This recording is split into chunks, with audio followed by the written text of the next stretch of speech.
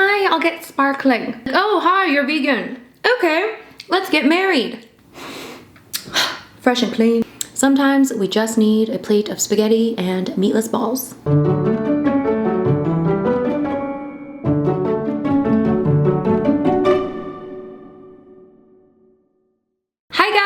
It's Rose and welcome back to Cheap Lazy Vegan and another mukbang. Today you're watching another episode of Munching Mondays, which is my mukbang series. Mukbang is an eating show, so we are going to be eating together and we're going to chat. So if that's something that you enjoy, then don't forget to subscribe. And as you guys can see, we got a new background once again, okay? Are we feeling this? Like, can we be honest here? What do we think about this? I kind of love it. I think it's so cute. So this is potentially my new setup. I have this lovely wallpaper here. I did not put this up myself. This was the previous owner's doing, but you know what? I don't think I mind it. I don't know, what do you guys think? I feel like it's nice for like a mukbang background. Anyway, let me know what y'all think. So today, as you can see, I have here in front of me a lovely bowl of biscotti. I am so excited. This is a giant bowl, or a giant plate, should I say, of spaghetti. You know those days when you just need a giant plate of spaghetti. One thing though, I don't know if you guys can see, this is actually mixed in with zucchini noodles. So one thing I like to do to make my pasta like healthier, add more vegetables, but also bulk it up so that it's more filling for me, is to add in zucchini noodles into my spaghetti. I always say this, I don't believe in zucchini noodles in terms of like replacing pasta, but I believe in adding in to pasta to make it more, you know, more filling, add in more veggies. So that's why it looks huge, okay? But we have a whole medium zucchini in there, almost. We also have some plant-based balls. Okay. This is something I found at the grocery store the other day. This is actually from Safeway. I think this is the Safeway in-house brand, Compliments. Canadians, let me know, okay? I think this is Canadian. Is Safeway Canadian? Anyways, I found this at the grocery store, okay? And I thought, hey, I'm gonna try it. These are Italian style meatless meatballs. Very exciting, can't wait to try. I'm hungry, let's dig in. Ooh, look at it. Oh, guys, I mean. So yeah, we already have an entire serving of pasta, but also like pretty much an entire medium-sized zucchini. So lots of food, but we love it. We love some volume. Here we go, first bite. So the sauce is a lentil bolognese sauce. Basically, I made it myself. It's just tomato based with lentils to add even more protein. Mmm. Mmm. Oh my god. I am sorry, but that is so good. Now we're gonna have to try this bowl. It's hidden in there. Can you see? Can you see? Okay.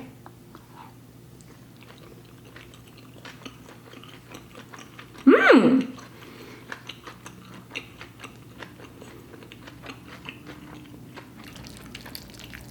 You guys, I'm pleasantly surprised. Mm-hmm. That's like really tasty. I don't know how to describe the flavor as usual, but it definitely has like nice flavor. Tastes quite meaty. Texture is good. Oh my god, that's so good. I'm really impressed. There you go. I really wasn't expecting much because it was like, I don't know. I just kind of saw it randomly in the store and it was on sale. I was like, I'm gonna get it. You know I love a good sale. So I got it and it's so good. Oh my god. Mmm.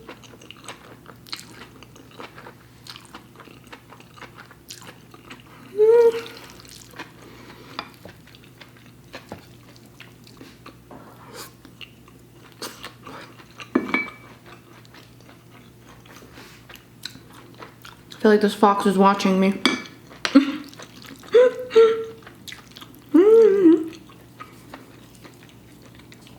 You guys, I'm just in the zone right now. The spaghetti zone.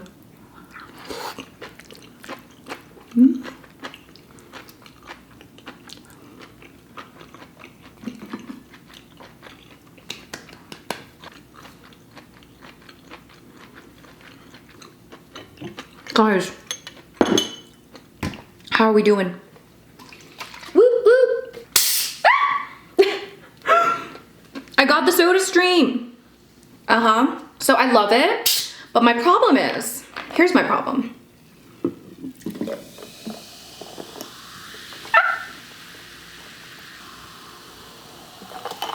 Here's the problem. You guys know I love bubbly, right? That's why I got the Soda Stream. I don't normally even care for or particularly enjoy sparkling water. Okay, I am not fancy enough to be like, hi, I'll get sparkling. No, I'm like a, you know, still water, tap water, give me that. But when I started drinking bubbly, I was like, oh my God, this is the best thing ever. There's something in bubbly, right? Don't know what it is. No other sparkling water hits the same. So started drinking bubbly, had an addiction, realized, you know what, I'm going through way too many cans of bubbly. It's getting out of control. Sometimes I'd go through like 4 or 5 cans a day. It was a problem. So, you know, it just seems like so wasteful, you know? I mean, I do recycle it. I bring it to the recycling, whatever. I never like chuck it in the garbage. But at the same time, it's like, I don't know, it's just unnecessary, I feel. So that's why I got the Soda Stream, because I realized they have those bubbly like liquids that you can put into the soda, like into here to flavor the sparkling water. That's why I got the Soda Stream. That's like literally the only reason, because I was like, I want to make sure I can get my bubbly, but I don't have to get the cans. So I got the grapefruit flavor. I'm currently drinking the grapefruit flavor. There is something wrong with the grapefruit flavor of this liquid. The grapefruit flavor is my favorite bubbly, okay? But it does not taste the same in the Soda Stream.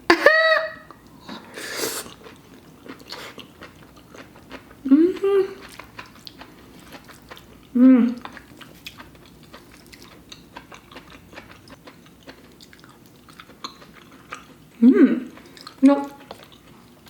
So it doesn't taste the same. It tastes different. It has like a weird taste. I don't know what it is, but it's like not that good, which is kind of disappointing because again, grapefruit is my favorite bubbly flavor.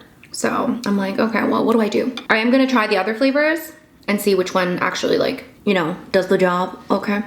But yeah, the grapefruit one, not the best. Okay, I'm gonna have to stick with the cans for that one. Here's a bite with the plant-based meatless balls.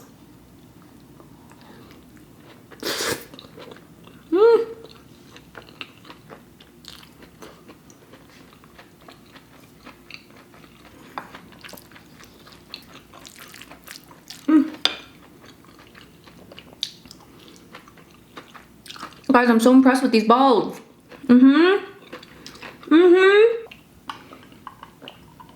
So I wanted to film a Q&A video, which I might do after filming this, but I got lots of stuff to do, so we'll see. But I thought I'd answer some questions in this mukbang as well. So here you go, it's a Q&A mukbang. The other day it was World Vegan Day. Am I the only one that doesn't keep up with these world something days? Like there's like World Pizza Day, there's like World Burger Day. And like, I feel like everyone on Instagram just like has their like shit together where they're like, oh my God, like let me, you know, make a pizza for World Pizza Day. And then there's me just like not knowing which day is which. But the one day I knew like in advance was World Vegan Day. It was November 1st. Yay! Exciting, very fun. Love to promote veganism. So I did a Q&A thing for World Vegan Day. So I got a lot of questions, so let's see what we have here. Okay. By the way, if you ever want to ask me a question, I always do Q&As on my Instagram, like probably at least once a week. Well, maybe not at least, but I try to do them once a week. So follow me on Instagram at @CheapLazyVegan. Yeah. Here's question number 1. I did answer this on Instagram, but I thought I would answer it here as well because I think it's important, okay? Would you share how to be vegan avoiding processed food? And then in brackets, it says frozen, canned, packaged sauces, including tofu. I found that to be a bit concerning of a question, so I thought I'd answer. What I am concerned with that question is like, why do you want to avoid those things to begin with, right? Like I understand trying to minimize your consumption of processed food, which is what I do like advocate, but I think there's like a certain level of processed food that we need to discuss here, okay? There's so many things that are like processed that aren't really bad for you. Anyway, taking a bite.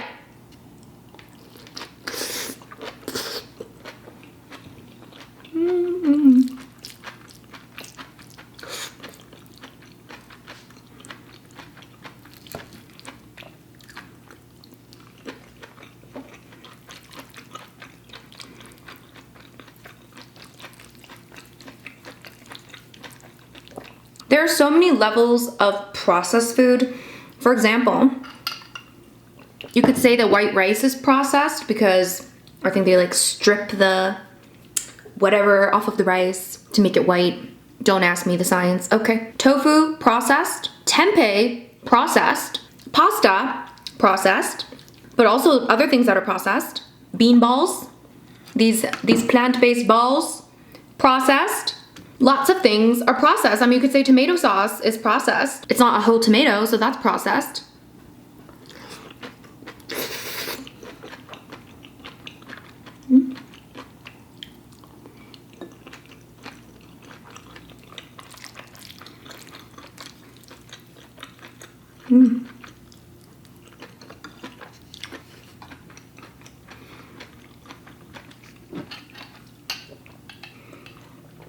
So whilst there are processed foods for sure that are legitimately probably not very healthy for you, maybe we shouldn't eat all the time. I mean, if you try to get rid of all processed food in general, you're gonna have such a hard time, in my opinion. I mean, you could try. They want to avoid frozen, canned, packaged sauces and tofu. To me, none of these are like bad inherently.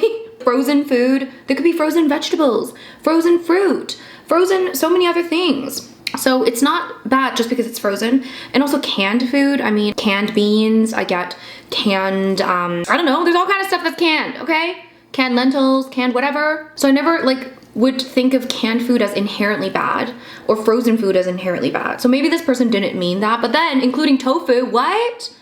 Guys, you gotta eat the tofu. Are you kidding me? Okay. I mean, unless if you actually don't like it, okay?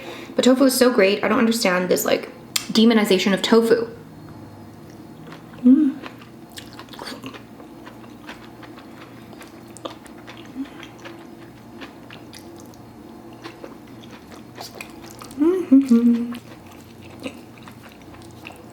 Guys, I wish I was good at describing flavors, but I'm so bad. All I can say is that these bean balls or these plant-based meatless balls are very good.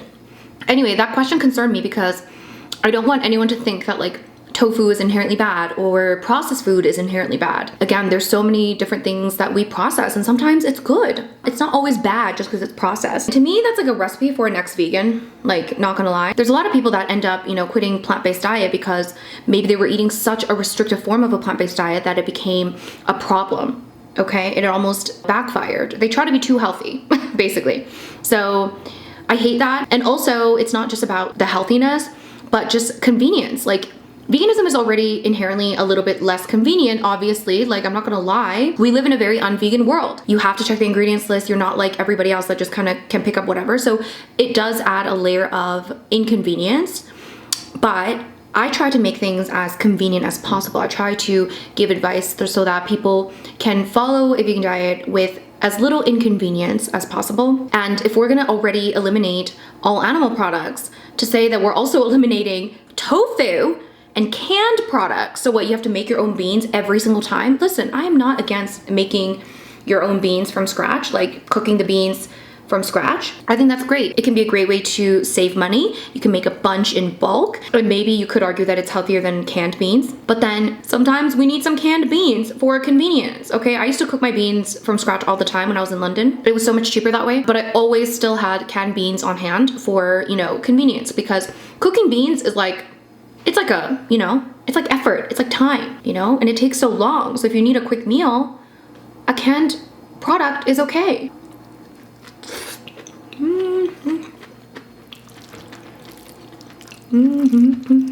Anyway,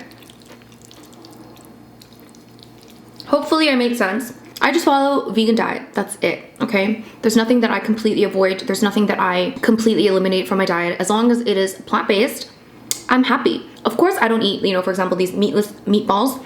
I don't eat them regularly. I don't eat them like daily, but I like to have, you know, little, you know, vegan treats. I like to have, you know, fake meats once in a while. I have them in my freezer, again, for convenience. Okay, we can't discount the importance of convenience.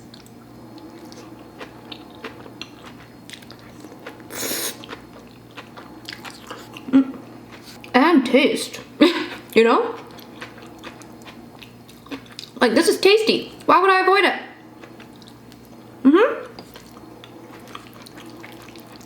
Guys.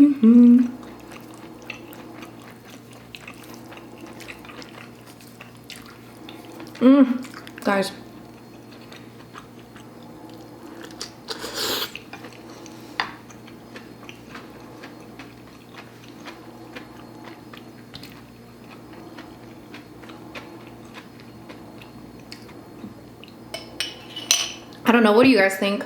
Next question I thought was funny. Would you rather spend a day with a militant vegan or an obnoxious meat eater? Guys, I would rather spend the day with a militant vegan. Yes, at least we can eat some vegan food together, God. You know? The worst thing is the obnoxious meat eater. Like, seriously, it is, okay? I would argue that an obnoxious meat eater is also a militant meat eater, you know? You could say the same thing. You know, obnoxious sounds less intense. It's like, oh, you're just a little annoying.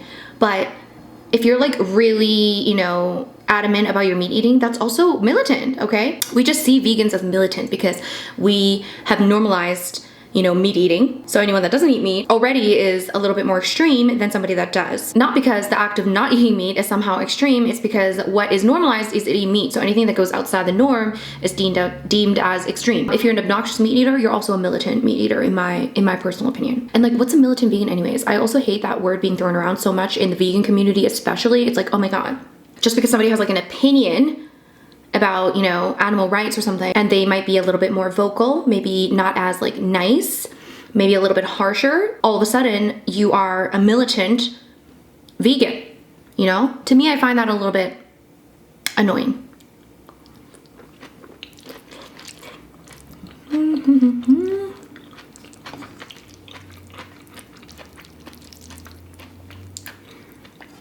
Because the thing is, if people were like fighting against like dog abuse, would you call any of those people militant? Like militant dog lovers? Probably not.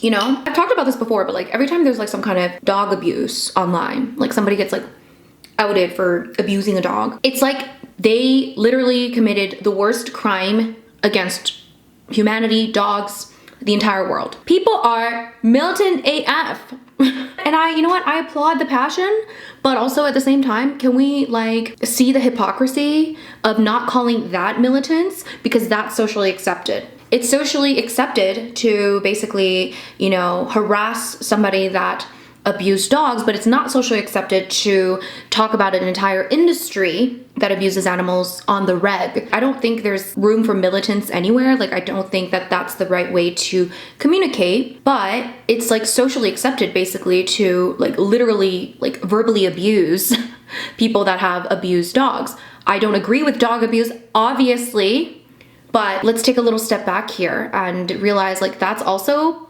militants. Like if we actually compare, you know, vegans standing outside of McDonald's or something with like a picket sign, whatever, like people might consider that militants. But if you did that, you know, the same thing in front of, you know, a dog meat farm, people wouldn't call that militants. Do you see what I'm saying? So it's only militant because it's been socially unaccepted in today's world because everybody consumes meat. So if everybody consumes meat, anyone that tells me otherwise is militant. That was a huge tangent.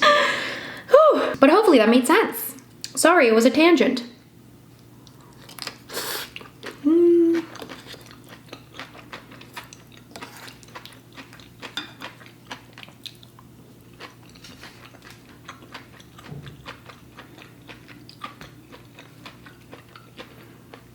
By the way, adding in zucchini noodles, such a game changer. It also like forces me to eat slowly.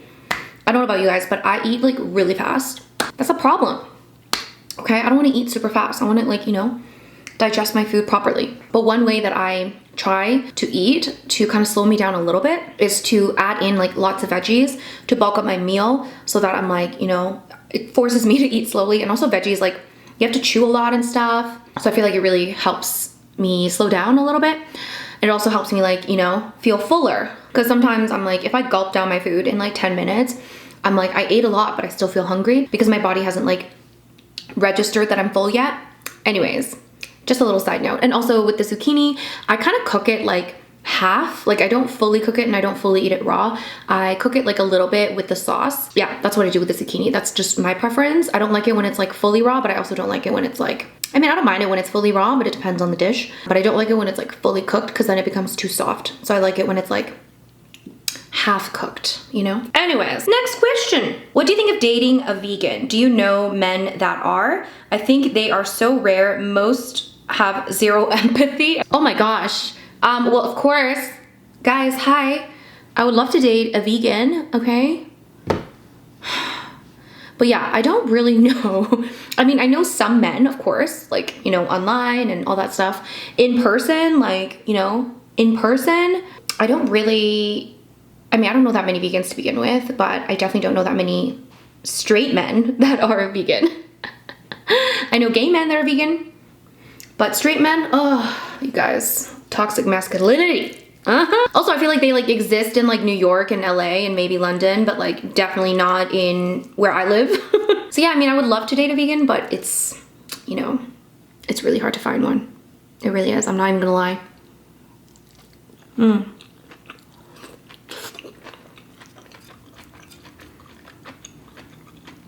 Because it's not like you're like, oh, hi, you're vegan. Okay, let's get married. No, you have to find them attractive. You have to, you know, there's so many other things. Dating is already complicated enough, you know? Finding a straight man that's vegan outside of LA, New York, that's a unicorn. I could probably do vegetarian. Maybe I should look for vegetarian people. And then convert them. That's easier, you know?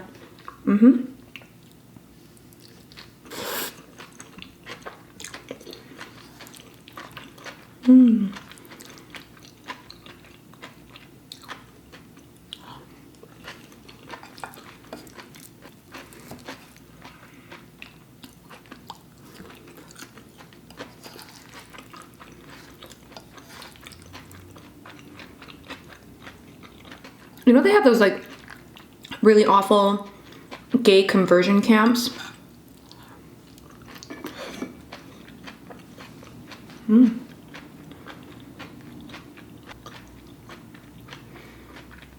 know what I'm talking about? Those things where they like take gay people and they're like, we're gonna convert you straight. It's like really awful. But I'm wondering, a more positive one could be vegan conversion camp or meat eater conversion camp. Take a meat eater, put them through the process, convert them to veganism. Because the thing is, gay conversion camps are immoral for a number of reasons. They do a lot of like really like effed up things, obviously. I mean, the concept itself is already like really messed up because, I mean, it doesn't work, let's be honest, okay? Like, if you could just convert people, there'd be less gay people, right? Like those gay conversion things, they've existed for some time. Technically, there should be less gay people. But I feel like now, you know, there's more gay people. Not more gay people, but you know, they're more out, right? They don't work, okay? People are born, you know, gay, straight, whatever. And even if they weren't born gay, straight, whatever, who cares? Okay. If somebody wants to be gay, let them be gay. Great, fantastic. Doesn't hurt anybody. It actually creates more positivity in the world, in my opinion. If you are able to love whoever you want to love, that's great, okay? That makes a better place. That makes less people, you know, that are hating life, okay? But meat eater conversion camps, we could save lives, okay? We convert meat eaters to vegans, you know? Save the environment, save lives, beneficial for everybody involved. Just a thought, just a thought.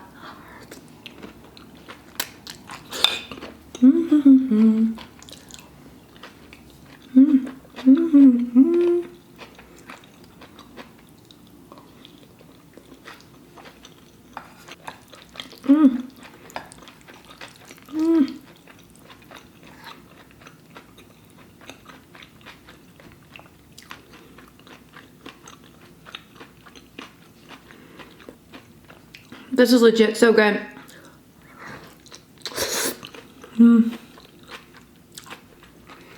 What deodorant do you use? I'm just gonna break for a second. I don't use deodorant. fresh and clean. I don't use deodorant. You know why? Because I don't stink. Here's the thing. Sometimes there are certain things that we are given and they are a blessing. Some people are born with a big giant booty. Okay? That currently is a blessing. Some people born with great eyesight never have to wear glasses ever.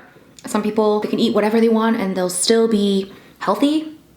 Some people are born really smart. There are certain things that we all have, and there are certain things that we all wish we had or that we lack. I may not have a big booty. It might be flat, very flat. I may not have, you know, the goods, okay? I may look like a log from every angle, okay? I may be a little bit challenged in the sports department, but you know the one thing that I have is no body odor.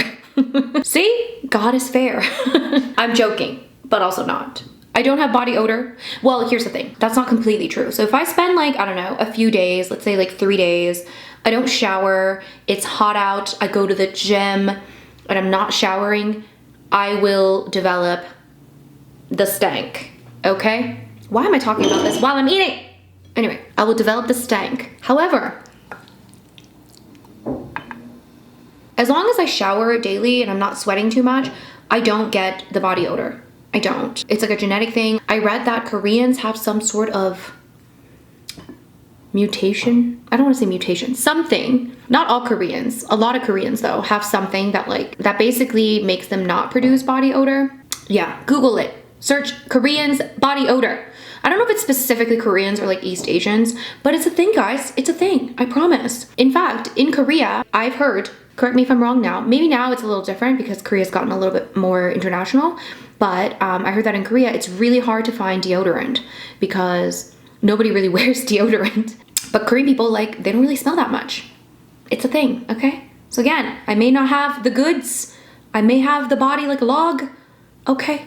I may have really bad eyesight naturally, but I don't have body odor. So you give some, you take some, it's great. Anyway, but for a while when I was younger, I did wear like deodorant, pre-vegan days, I think, because I was like, you know, I just thought everyone needed to wear deodorant. It's like a thing. So I wore it, but I was like, I feel like this is not needed. So I stopped, yeah. So I can't help you with your vegan deodorant selections. I've heard about, God, there's like a big brand that's like really popular. It's like a vegan deodorant brand. I think it starts with an N. Anyway, I've had like vegan deodorant brands like reach out to me, but I have to be like, listen, I want to promote you. Here's the thing. I don't mind promoting a vegan deodorant, but I'd have to test it on somebody else because I want to know if it actually works.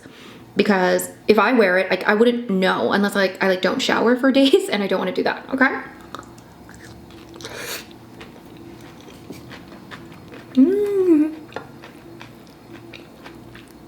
Anyway, that's my weird flex. I don't get body odor.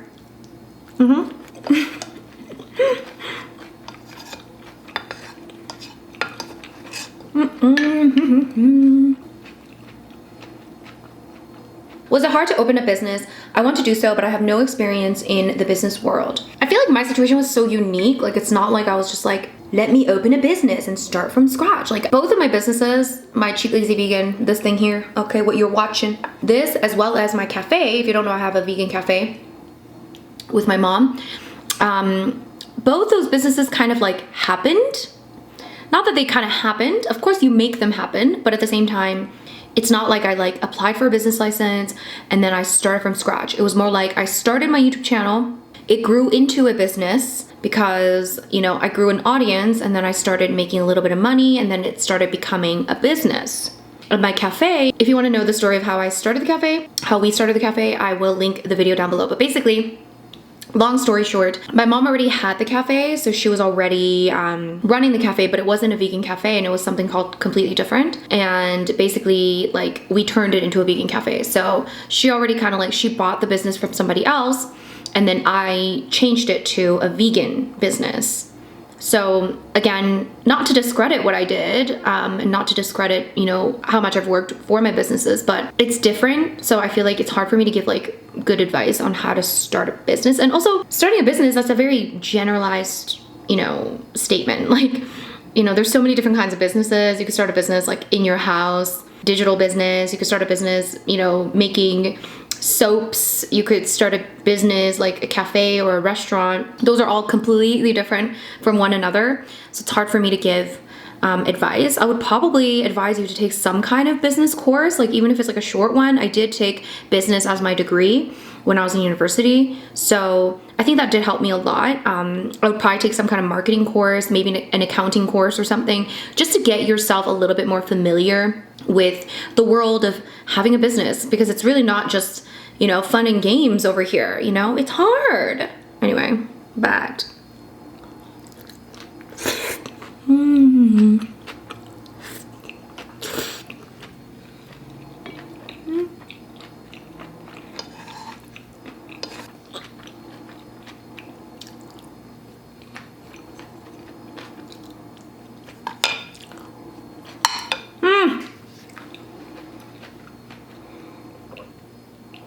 Oh my god, guys, that was so good. I am so satisfied. That was so delicious. Sometimes we just need a plate of spaghetti and meatless balls. Anyway, guys, thank you so much for watching. Let me know down below any thoughts on any of the topics we discussed today. I hope you found it interesting and I hope you enjoyed this video. Give me a big thumbs up and of course, subscribe to this channel if you are new here, and I'll see you guys in my next video. Bye!